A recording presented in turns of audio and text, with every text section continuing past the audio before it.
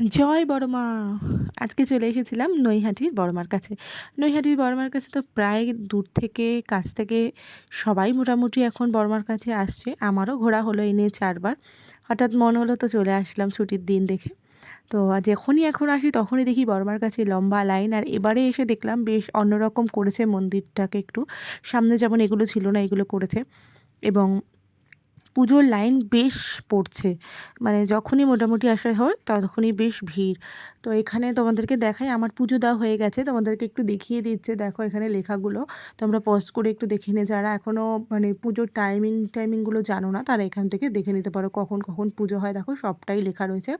এখানেও কিছু নিয়মাবলী রয়েছে, সন্ধ্যা আরতি কখন হয়, মাতৃদর্শন কখন হয়, সবটাই আছে। দেখো জুম করে দেখানোর চেষ্টা করছি, তোমরা দেখতে চাইলে এটাকে পোজ করে নিয়ে একটু দেখে নিও। আর মোটামুটি যখনই আসবে ভিড় হয়, কিন্তু হাতে সময় নিয়ে আসবে। ভিডিওটা ভালো লাগলে অবশ্যই লাইক করে যেও।